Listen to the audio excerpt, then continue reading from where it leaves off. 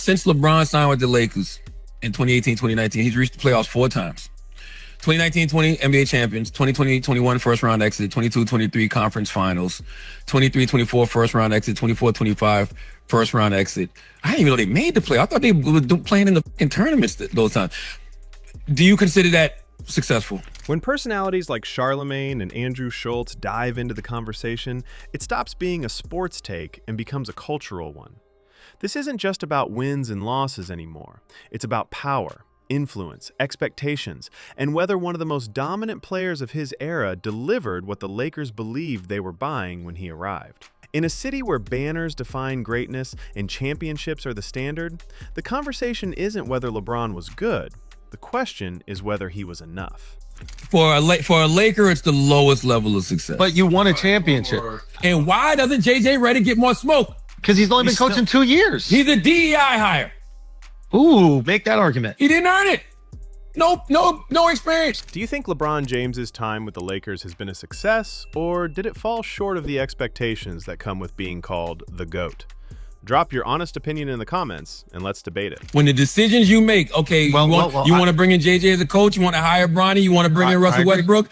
When you win and things go right is when the control is fine. I agree with you. Now, that's not all situations. LeBron was with the Miami Heat. They were a winning team. And who had control? And his Pat can ride. Well, the reason why he left is because Pat wasn't giving him the control that he desperately wanted. Since arriving in Los Angeles, LeBron brought immediate credibility and global attention, but he also brought unprecedented expectations. This is a franchise where success isn't measured in playoff appearances or competitive seasons. Success is rings, dominance, and sustained excellence. When a generational superstar joins a franchise with that level of history, the expectation isn't contend sometimes, it's win often. That's the standard that has followed the organization for decades, and it's the same standard applied to every star who wears the jersey. Anything less sparks criticism. With LA, they gave him the keys, obviously, and that's something he wanted. I imagine Cleveland, that's something he wanted. I don't think he was getting that when he was in Miami, and I think that there was some frustration about that. And it seems like Jeannie is frustrated that she gave him the keys and then they only got 1 championship out of it. The argument at the center of the controversy is simple but powerful. Yes, there was a championship. Yes, it counts in the record books. But critics argue that one title over multiple seasons doesn't align with what the franchise expects from a player labeled the greatest of all time. The Lakers are not a rebuilding team, not a small market franchise, and not a feel-good story. They are supposed to compete for a title every year. When the results fall short, the conversation shifts from appreciation to accountability. For a Laker, it's the lowest level of success. But you won a championship. Or championships in the Sixers had in the last 10 years. Yes, that's the thing. It's like Sixers and Knicks, y'all don't count. We talking about Lakers. When you go to LeBron, like when you're LeBron James and you go to the Lakers, think about the legacies, bro. I get what you're Kareem saying. Abdul-Jabbar, Shaquille O'Neal, Kobe Bryant, Magic Johnson. Continue the narrative that supreme players play for the Lakers, right? Yeah. So even if this didn't totally pan out to the degree they would have wanted, it continues the narrative that, hey, the Lakers are the destination. Most big fish that the Lakers acquire, right? Keyword acquire. So like the Kareem Abdul-Jabbars, Right. the Shaquille O'Neals. Well, Magic was drafted as a rookie, so him and Kobe are a little different. But most big fish that they acquire go to LA and win at least 2, bro. Supporters point out that winning even 1 championship in the modern era of the National Basketball Association is incredibly difficult. The league is deeper, faster, and more competitive than ever before. Dynasties are rare, parity is rising, and super teams no longer guarantee success. But detractors counter that LeBron was never judged by normal standards. He was elevated above them. The moment the GOAT conversation began, expectations shifted from great player to era-defining force. Charlamagne and others frame the discussion around control. They argue that LeBron didn't just join a team, he reshaped it. Personnel decisions, coaching preferences, roster moves, and even culture reportedly shifted around his influence. When a player gains that level of authority, the stakes change. If the decisions lead to championships, the influence is praised as leadership. If they don't, the same influence becomes the center of criticism. Even though LeBron did get a chip, but it's still like we're bringing in these big names, these super all-star caliber players, and they're not translating. The roster decisions became a key talking point. Moves like bringing in veterans, shifting away from younger assets, and prioritizing win-now strategies created a short-term window that delivered one title but limited long-term flexibility. Critics say that approach mortgaged the future for a moment. Supporters argue that's exactly what a championship run requires: risk, urgency, and commitment. But the debate remains. Was it worth it if sustained success didn't follow? Another layer to the conversation revolves around coaching and leadership. The discussion around J.J. Redick entering a major role without traditional coaching experience ignited a wider debate about how opportunities are earned in professional sports. Some argue that modern coaching is evolving and that basketball IQ, communication skills, and leadership matter as much as years spent climbing traditional ladders. Others believe credibility comes from paying dues, assistant roles, development systems, and gradual progression. That tension reflects a broader shift happening across the league. Former players are moving directly into leadership positions. Media figures are transitioning into team roles.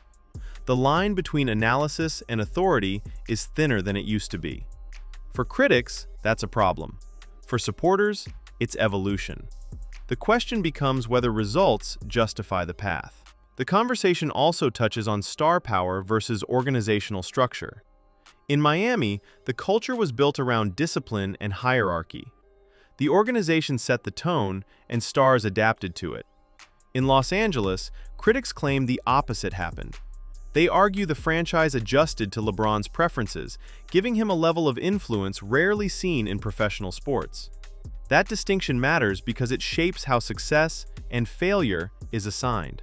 Another piece of the narrative centers on legacy comparisons. Whenever LeBron is discussed, comparisons to Michael Jordan inevitably follow. Jordan's legacy is framed around dominance, perfection in the finals, and an era of control. LeBron's legacy is framed around longevity, versatility, and adaptability across multiple teams and systems. Critics say Jordan defined teams. Supporters say LeBron elevated them. The truth likely sits somewhere between those extremes. But the Lakers standard complicates everything.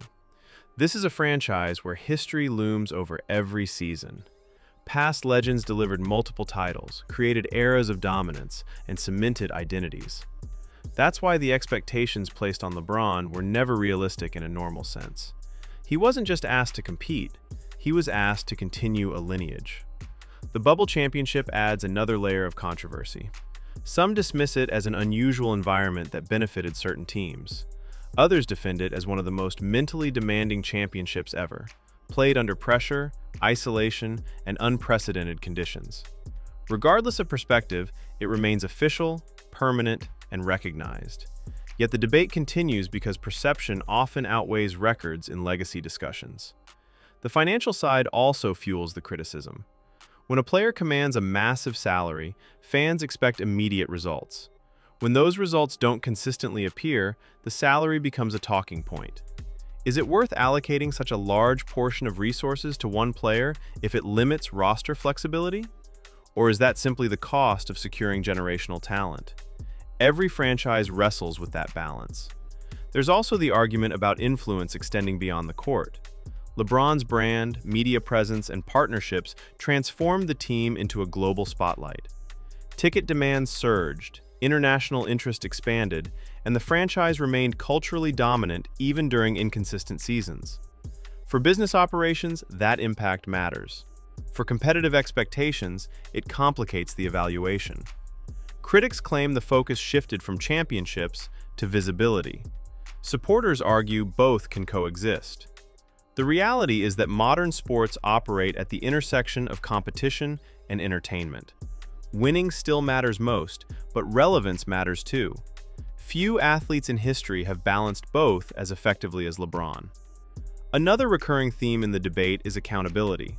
When teams struggle, fans and media look for someone to blame. Coaches are fired, players are traded, and narratives shift. With LeBron, accountability is magnified because his influence is so visible. Every decision, real or perceived, connects back to him. That creates a cycle where success is shared, but failure feels personalized. The playoff record during his tenure fuels the conversation. A championship, a conference finals appearance, and multiple early exits create a mixed resume.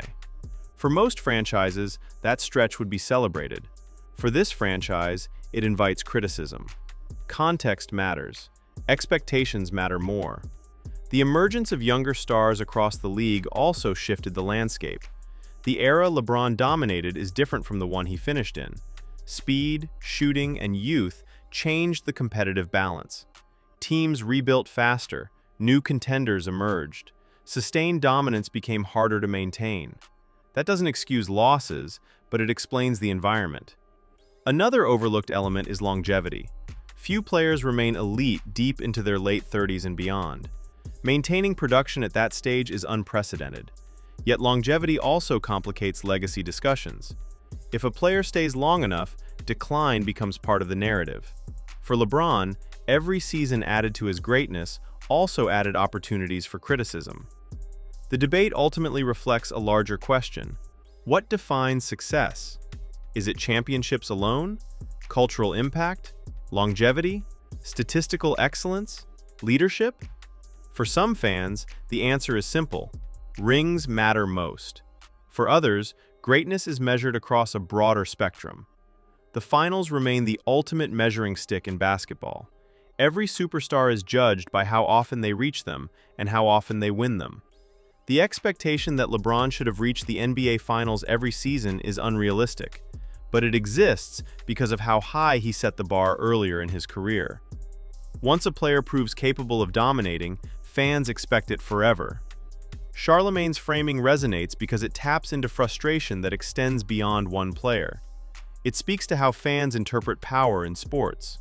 When stars gain influence, fans want results that justify it. When results fall short, criticism intensifies. That cycle is inevitable.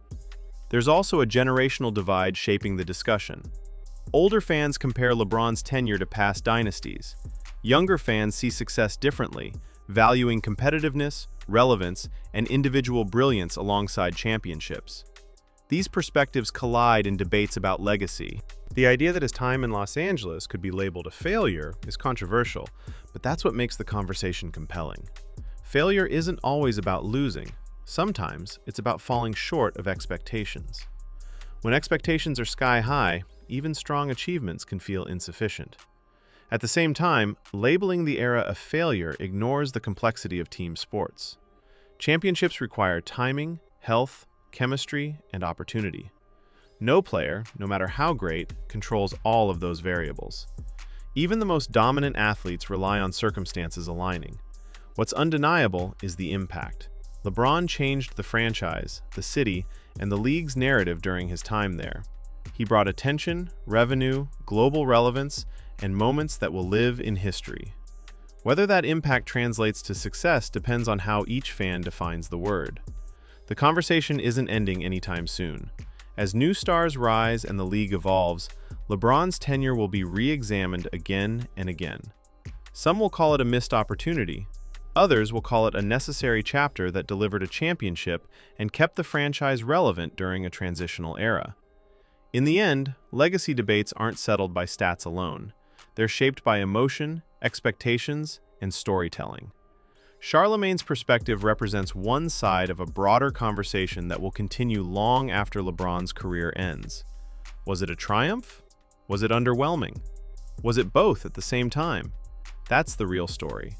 Not whether LeBron succeeded or failed, but why his time in Los Angeles sparks such strong reactions. Because when a player carries the weight of greatest ever, every season becomes a referendum. Every decision becomes a headline. And every outcome becomes part of a legacy that fans, analysts, and media will debate for generations. At the end of the day, the legacy debate is far from over, and every season adds a new chapter to the story. Whether you see this era as a championship success or a missed opportunity, your perspective matters. If you enjoyed this breakdown and want more bold takes, hit like, subscribe to the channel, and share this with other fans so we can keep the conversation going.